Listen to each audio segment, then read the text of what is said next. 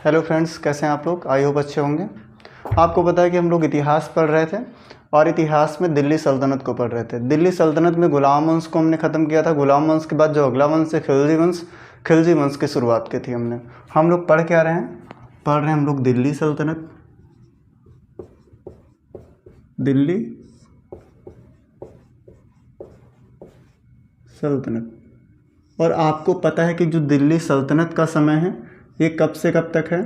1206 से लेकर के 1526 तक है। कब तक? 1206 से लेकर के 1526 है।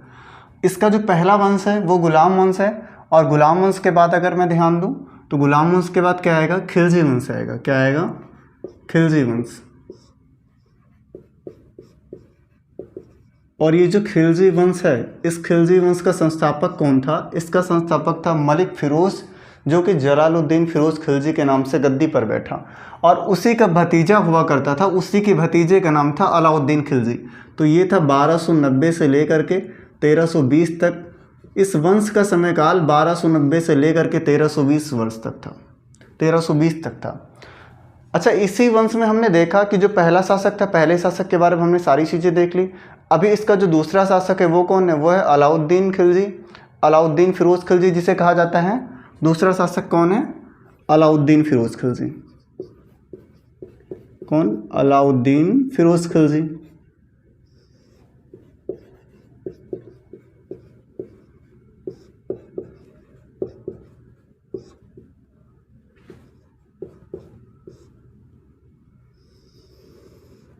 अगर आप अलाउद्दीन फिरोज खिलजी की बात करो तो आप देखोगे ये गद्दी पर कब बैठेगा? 1296 में बैठेगा।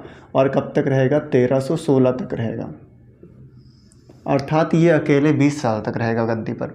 इसके वास्तविक नाम की अगर आप बात करो, वास्तविक नाम इसका क्या था?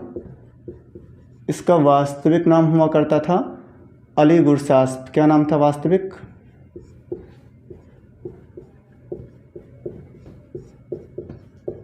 अली गुरशास्प।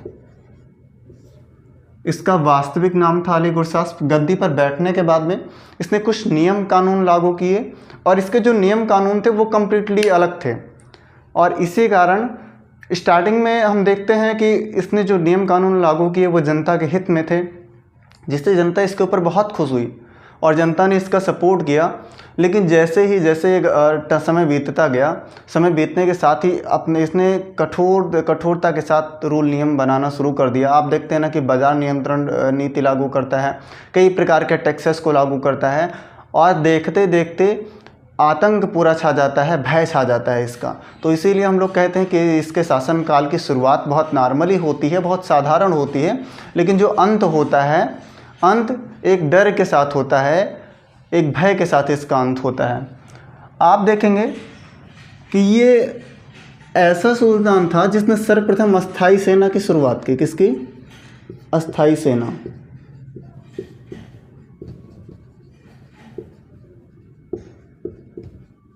पहला इसने जो महत्वपूर्ण काम किया वो अस्थाई सेना की। इससे पहले अगर आप देखें तो इससे पहले जो शासक हुआ करते थे वो परमानेंट कोई सेना नहीं रखते थे कि कोई सेना है उनके यहाँ परमानेंट है।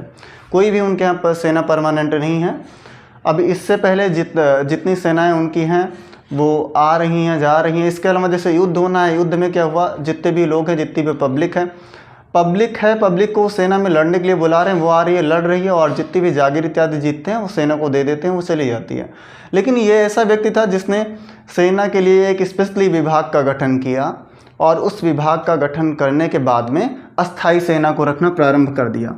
अस्थाई सेना के बाद में क्या शुरू किया इसने? अस्थाई सेना के साथ नगद वेतन की प्रथा शुरू कर दी। नगद वेतन देना शुरू किया। इसने अस्थाई सेना शुरू की, नगद वेतन शुरू किया। और नगद वेतन के अलावा अगर मैं बात करूं इसके बारे में, आप देखेंगे इसने पहला काम किया, अस्थाई सेना को रखा, दूसरा नगद वेतन शुरू किया और तीसरा ये पहला ऐसा शासक था जिसने दक्षिण में अभियान किए। तो आप कह सकते हैं दक्षिण में अभियान करने वाला प्रथम शासक, दक्षिण में अभियान करने वाला प्रथम शासक। आप इन अगर तीनों बातों को देखें तो ये तीन ऐसी बातें थीं जिनको करने वाला ये प्रथम शासक था, इससे पहले किसी शासक ने नहीं किया था। इन सब में ये क्या था, प्रथम था। जैसे सर्वप्रथम इसने ही क्या किया, दक्षिण में अभियान करना शुरू कर दिया, अर्थात दक्षिण के राज्यों को जीतना शुरू कर दिया, नकद वेतन देना शुरू कर दिया, सेना को अपनी अस्थायी सेना को रखना शुरू कर दिया। तो ये इसके बारे में कुछ बातें थीं। इन बातों को पढ़ने के अलावा हम लोग देखते हैं कि इसी के समय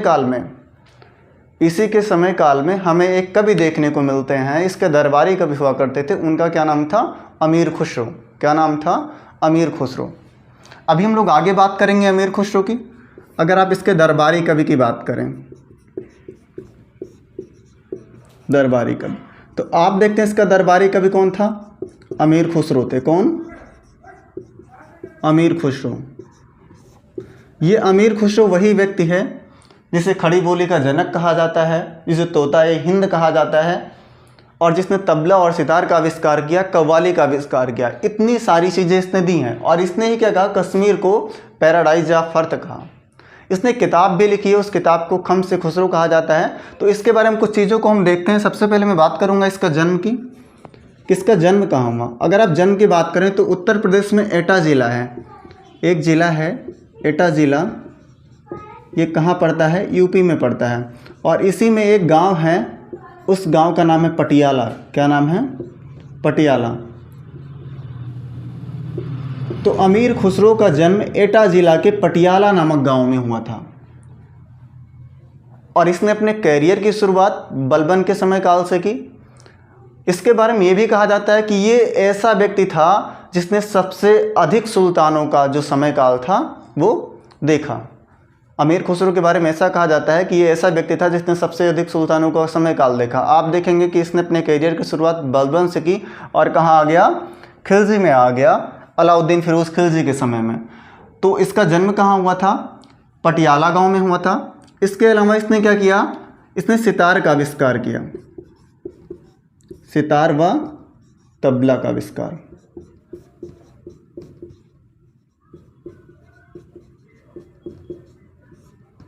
आप देखते हैं कव्वाली जो गायकी होती है, कव्वाली का जन्मदाता भी किसे कहा जाता है, इसी को कहा जाता है। कव्वाली के अलावा अगर आप और चीज़ों की बात करें तो आप देखते हैं इसके बारे में कि इसे खड़ी बोली का भी जन्मदाता कहा जाता है।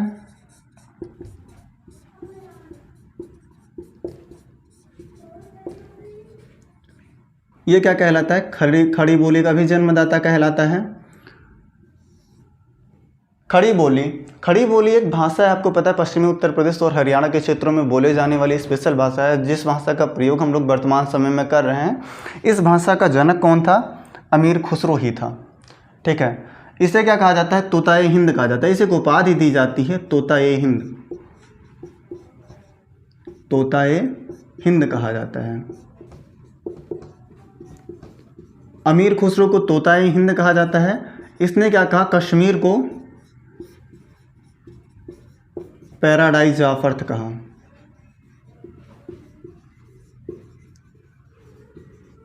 अर्थात धरती का स्वर्ग कह सकते हैं आप।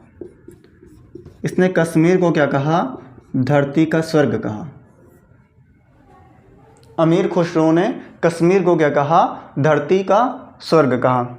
तो ये अमीर खुसरो के बारे में कुछ जानकारी है। इसके बारे में अगर मैं और बात करूं, अगर आप इसके गुरु की बात करें तो इसका गुरु कौन था, निजामुद्दीन औलिया।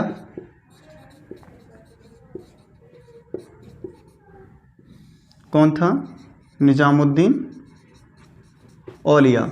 ये इसके गुरु हुआ करते थे, निजामुद्दीन औलिया। ठीक है, इसने एक किताब लिखी, क्या लिखा, एक किताब लिखी, और उस किताब का नाम क्या था, खम्स ए खुसरो। क्या नाम था, खम्स ए खुसरो। उस किताब का क्या नाम था, खम्स ए खुसरो नाम था। तो ये इसके बारे में बेसिक चीज़ें रहीं। इसके अलावा इसने एक महत्वपूर्ण कार्य और किया, जो अलाउद्दीन खिलजी था, अलाउद्दीन खिलजी को एक उपाधि दी। उस उपाधि का क्या नाम था, सुल्तान जहाँ की उपाधि। इसने अलाउद्दीन खिलजी को एक उपाधि दी, इधर नोट कर देता हूँ मैं।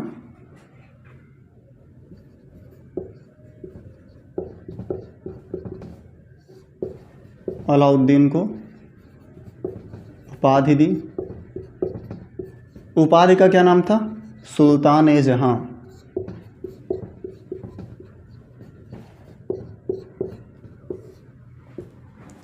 अब अगर आप अलाउद्दीन खिलजी की बात करें, उसके दरबारी कवि अमीर खुसरो की बात करें, तो अमीर खुसरो से आने वाले सभी प्रश्नों की संभावना बस इतनी चीज़ों में है।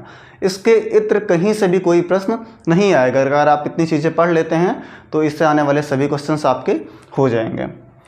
अभी अमीर खुसरो के बाद में हम लोग बात करेंगे अलाउद्दीन खिलजी के बारे में। अगर मैं बात करूँ, इसके कुछ अभियानों की बात करेंगे। किसकी बात करेंगे? इसके कुछ अभियानों की बात करेंगे, और इसके कुछ अभियान निम्न हैं। जैसे मैं बात करूं इसके पहले अभियान की, अगर इसके पहले अभियान की बात करूं,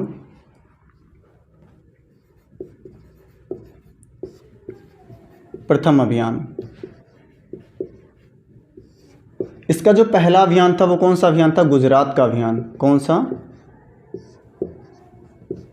गुजरात का अभियान। अच्छा, इसने जब गुजरात पर अभियान किया, आक्रमण किया गुजरात पर, जब भेजा अपने लोगों को, तो गुजरात में उस टाइम शासक कौन था? अगर उस टाइम आप शासक की बात करें कि शासन कौन कर रहा था, तो आप क्या देखेंगे?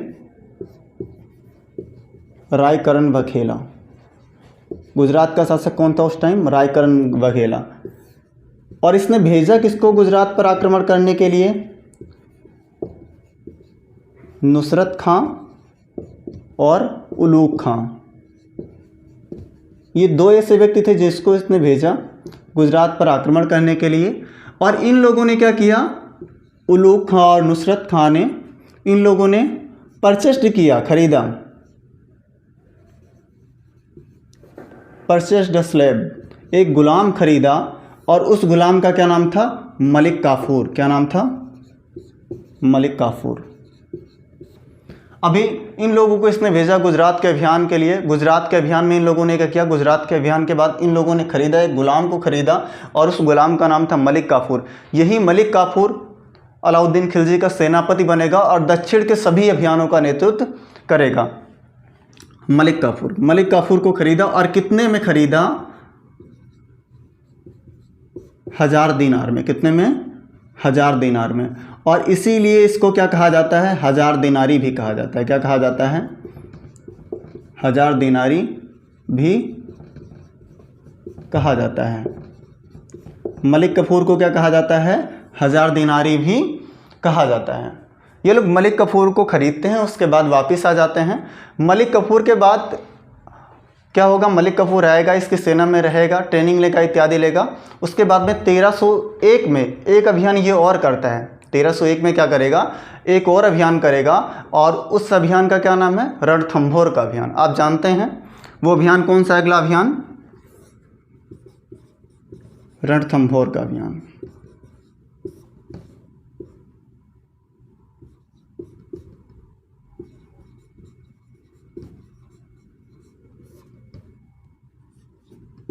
अगर आप उस टाइम शासक की बात करें, आप देख रहे हैं कि अभी ये जितने भी अभियान कर रहा है वो अभियान कहाँ के हैं? वो सारे अभियान सिर्फ उत्तर भारत में हैं। अर्थात ये सारे अभियान कहाँ के कर रहा है? उत्तर भारत का कर रहा है। अभी इसने दक्षिण भारत में अभियान करना शुरू नहीं किया है। और अगर आप बात करें शासक की, ठीक है, रणथंभौर का शासक कौन था? राणा हमीरदेव। कौन था? राणा हमीरदेव। ठीक। अच्छा, इसके अलावा जो इसका अगला अभियान है बहुत महत्वपूर्ण अभियान है, वो उत्तर भारत का ही अभियान है, दक्षिण भारत में काउंट नहीं होता। आपने नाम सुना होगा राणा रतन सिंह का। किसका नाम सुना होगा? राणा रतन सिंह का। तो उस अभियान को मैं एक्सप्लेन करता हूँ। अगर आप बात करें 1303 की, 1303 के समय में आप क्या देखते हैं? 1303 इसको किस नाम से जानते हैं? चित्तौड़ का अभियान। कौन सा अभियान है? चित्तौड़ का अभियान। चित्तौड़ का उस टाइम शासक कौन था? अगर आप शासक की बात करें तो आप देखेंगे शासक कौन था? राणा रतन सिंह। कौन थे? राणा रतन सिंह। और इनकी पत्नी कौन थी? अगर आप इनके पत्नी की बात करें तो इसकी पत्नी थी पद्मावती। कौन थी? पद्मावती। ये पद्मावती नाम फेमस है, इस पर एक मूवी भी बनी है पद्मावत नाम से। ठीक है, ये जो इसका सोर्स क्या है, इसके बारे में जानकारी कहाँ से मिलती है? अगर आप सोर्स की बात करें तो इसका सोर्स क्या है? इसका सोर्स है पद्मावत। पद्मावत क्या है? एक ग्रंथ है और ये किस भाषा में लिखा गया है? अगर आप भाषा की बात करें, अवधी भाषा में लिखा गया है। ठीक है। अगर आप लेखक की बात करें, लिखा किसने है, तो आप क्या देखेंगे, इसको लिखा किसने है? मलिक मोहम्मद जायसी ने।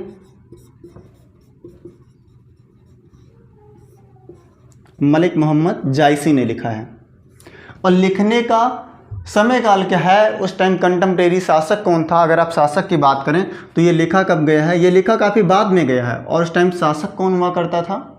अगर आप बात करें 1540 की बात करें, आप देखते हैं कि 1539 और 40 में हुमायूं और शेरशाह के बीच युद्ध होता है और गद्दी पर कौन आ जाता है? शेरशाह आ जाता है।